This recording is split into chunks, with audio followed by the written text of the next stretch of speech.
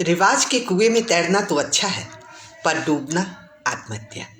मेरे प्यारे दोस्तों, मैं हूँ doctor Hema Pandey, motivation speaker और आप सबकी दोस्त। रूढ़ियाँ, परंपराएं और वो किंवदंतियाँ जिनसे हमारे समाज का, हमारे परिवार का अहित नहीं हो रहा है, उनको अपनाने में कोई हर्ज नहीं है। लेकिन जिन रूढ़ियों और परंपराओं से हमारा व्यक्तिगत अहित हो रहा है, परिवार का अहित हो रहा है, समाज का अहित होता है, उन्हें तोड़ना ही अच्छा। वर्षों पहले गार्गी ने भी तोड़ी, वर्षों पहले मीराबाई ने भी तोड़ी। आवाज़ उठी, विरोध हुआ, जहर तक पिलाया गया, लेकिन वो सशक्त महिला की आवाज़ अपने दृढ़ निश्चय पे कायम रही। दोस्तों, ऐसा ही एक वाकया जो सामने आया, और वो ये कि एक दोस्त कपड़े बेचने का काम करता था। धीरे धीरे उम्र दराज होने लगा, थकावट आने लगी, तो अब पैदल यात्रा करना उनके लिए मुश्किल ही नहीं, नामुमकिन हो गया। उन्होंने अपने दोस्त से कहा, औलाद तो कोई है नहीं, रोजी रोटी के लिए कुछ तो करना पड़ेगा, क्या करूं, समझ नहीं आ रहा है। उन्होंने कहा, चाहते क्या है? बोले, जीवन में इतना कमा नहीं पाया कि कोई व्हीकल्स खरीद सकूं। साइकिल थी और साइकिल भी टूट गई। उनके दोस्त ने कहा, कोई बात नहीं, अब जीवन ही कितना बचा है, जो है उसी में खुश रहेंगे दोस्त। और मेरे पास एक बहुत पुराना गधा है, तुम चाहो तो उसको ले लो, कम से कम पोटली रखने के काम तो आ ही जाएगा। तो कपड़ों की पोटली बनाते थे और गांव गांव जाकर बेचते थे। ये बात उनको बहुत अच्छी लगी। उन्होंने कहा, कभी पोटली रख करके, कभी ज़्यादा थकावट होगी खुद बैठकर, धीरे से अपना काम चला लूँगा। दोस्त को धन्यवाद दिया और वहाँ से चले गए। अब वो हफ्ते में, 15 दिन में अपना एक फेरी लगाते थे और उनका काम चलने लगा था, और अपने मन ही मन अपने दोस्त को धन्यवाद देते थे। करीबन 1 साल बीत गया, सब कुछ बहुत अच्छा चल रहा था, लेकिन अचानक ही लड़खड़ा कर उनका जो गधा था वो गिर गया, क्योंकि वृद्ध था, और वहीं ऑन द स्पॉट उसकी मृत्यु हो गई।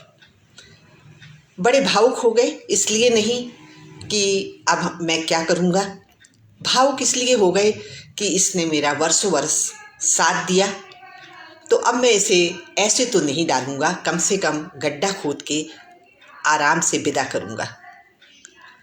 और उन्होंने जहाँ पर वो गिरा था वहीं पर गड्ढा खोदा और एक मज़ार जैसी बना दी, जिससे कि जब कभी वो आते थे तो उसको नमन करते थे, वो याद करते थे कि देखो, तुमने मेरा बहुत साथ दिया, आज मैं फिर से पैदल हो गया हूँ और तुम्हारी याद भी बहुत आती है। ऐसा ही कुछ बड़बड़ाया करते थे। एक दिन वो बैठे वहाँ पर, उसके ऊपर हाथ फेर रहे थे, मज़ार के ऊपर। अचानक एक गाड़ी आकर रुकती है। गाड़ी से एक नौजवान सूटेड बूटेड नीचे आता है, उस मज़ार पर कुछ पैसे चढ़ाता है और चला जाता है। ये उनको बहुत आश्चर्य होता है कि इसका क्या मतलब हुआ, लेकिन पैसे उन्होंने अपने हाथ में ले लिए और वहाँ से चले गए कि शायद ये ईश्वर का कोई करिश्मा है, ईश्वर को मुझ पर दया आ गई है।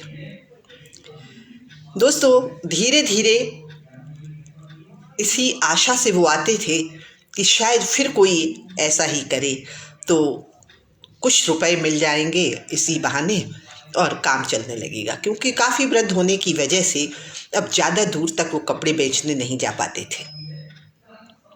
एक दिन गाड़ी फिर आकर रुकी, और ये वही नौजवान था जो 1 साल पहले करीबन आया था। आने के बाद उसने इतना उसको प्रचार प्रसार किया उस बात को कि ये बहुत ही सिद्ध मज़ार है, इसके को मैंने संकल्प किया तो मेरे बहुत अच्छा मेरा बिजनेस चला और मुझे बहुत सारे अवसर मिले हैं। तो मैं इस पर पक्की मज़ार प्लेटफार्म चबूतरा बनवाना चाहता हूँ। पूरे गांव वालों को उसने इकट्ठा किया जो पास में गांव था, और गांव वालों से कहा कि मैं यहाँ पर अभी अभी इसी वक्त चबूतरा बनवाना चाहता हूँ, आप मुझे मिस्त्री दीजिए, सीमेंट दीजिए, मोरम दीजिए। और इस तरह से उसने वहाँ चबूतरा बनवाया, उसको बहुत सजाया और उसके बाद उसके ऊपर फूल मालाएं डाली और अच्छा खासा पैसा उनको दी कि मज़ार की देखभाल करने वाले को उनको पैसा देकर और वहाँ से चले गए। अब ये सिलसिला चालू हो गया। दूर दूर तक ये खबर गई कि ये मज़ार एक सिद्ध मज़ार है, जहाँ पर मनौती मानने से वो मनौती पूरी हो जाती है। दोस्तों, बड़ा ही अजीब वाक़या तब हुआ जब इन्हीं के दोस्त को ये पता चला कि आखिर ये कौन सी मज़ार है जो मेरे ही पेट पर लात मार रही है, क्योंकि अब मेरे यहाँ लोग कम आते हैं और उस मज़ार पर लोग ज़्यादा जाते हैं, क्योंकि वो भी एक मज़ार पर ही बैठा करते थे। ये पता लगाने के लिए आज वो उस मज़ार के पास आए जो उनके दोस्त ने नई बनवाई थी। जब वहाँ पर आए तो देखा क्या, ये वही दोस्त था जिसको कभी उन्होंने गधा दिया था। दोस्तों, उनसे पूछा कि ये क्या मामला है, तो उसने कहा आप मेरे पेट पे लात तो नहीं मारोगे?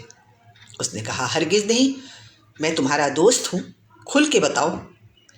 बोला ये वही गधा है, यहाँ पे गिर गया था, मैंने एक मिट्टी का ही एक मज़ार जैसा बना दिया था चबूतरा। और उसके बाद उसने पूरी दास्तान सुना दी कि किस तरह से वो व्यक्ति आया और यहाँ पर पक्की मज़ार बनवाई है।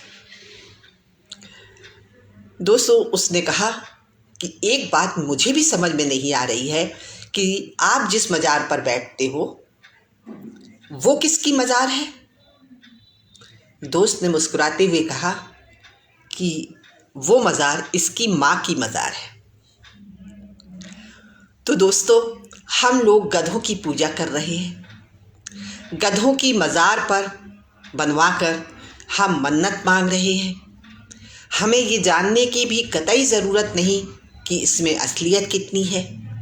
जो परंपरा चली आ रही है उसे हम निभाए चले जा रहे हैं। किसी तर्क, किसी जिज्ञासा की, किसी एजुकेशन का कोई महत्व नहीं है क्या?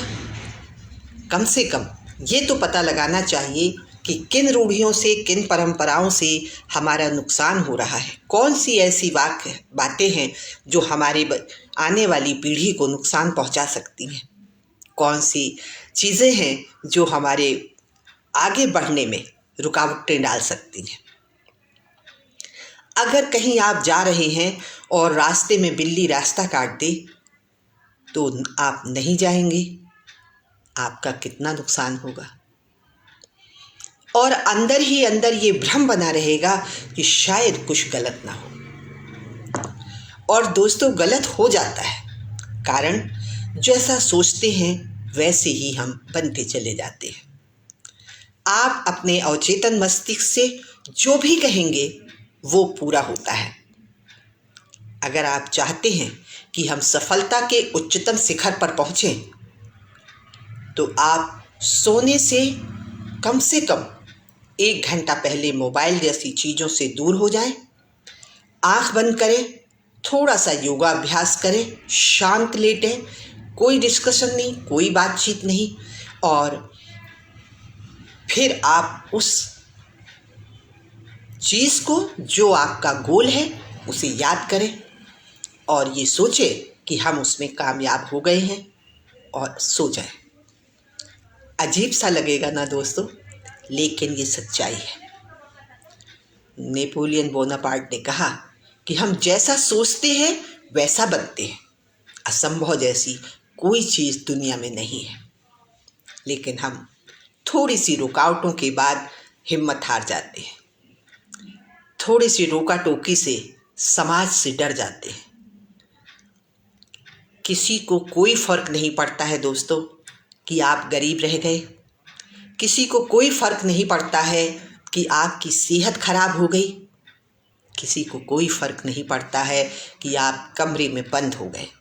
ये जीवन आपका है। अपने जीवन रूपी जहाज के कप्तान आप स्वयं बने। आप जिस तरह से अपने जहाज को दूसरों के हाथ में हवाले करेंगे, वो उसका क्या हश्र करेगा, इसकी तो आप कल्पना भी नहीं कर सकते हैं। इसीलिए जो लोग अपनी गाड़ी को दूसरों को दे देते हैं, ड्राइवरों को दे देते हैं, उसको देखभाल नहीं करते हैं, आपने देखा उस गाड़ी का क्या हाल होता है। लेकिन अगर आप स्वयं किसी चीज़ को चलाते हैं तो वो वर्षों वर्ष चलती है और बहुत अच्छी से चलती है। तो जीवन रूपी गाड़ी के प्रति इतनी लापरवाही क्यों?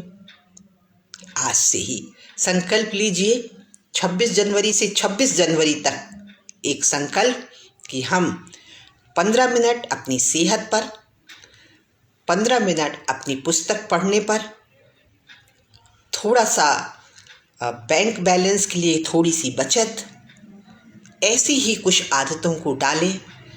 तमाम रूढ़ी और परंपराओं में ना फंसी रहें। थोड़ा बहुत आपके घर में कुछ अव्यवस्थाएं हैं, उसको नज़रअंदाज करें। आपके बेड में जो सलवटें डली हैं, डली रहने दें, लेकिन बौद्धिक विकास बेहद ज़रूरी है। अपने ऊपर काम ज़रूर करें। ये कहकर कि हम उम्र दराज हो गए हैं, ऐसी जो किंवदंतियाँ हैं आपके मानस पटल पर, उन्हें पोंछ दें। जहाँ खड़े हैं, जिंदगी की शुरुआत वहीं से करें। तो बस आज इतना ही, चलते चलते बस इतना ही कहूँगी। यही है ख्वाब चंद उम्मीदें, इन्हीं से बहल सको तो चलो। किसी के लिए राहें कहाँ बदलती हैं, तुम खुद को बदल सको तो चलो। जय हिंद, जय भारत, नमस्कार।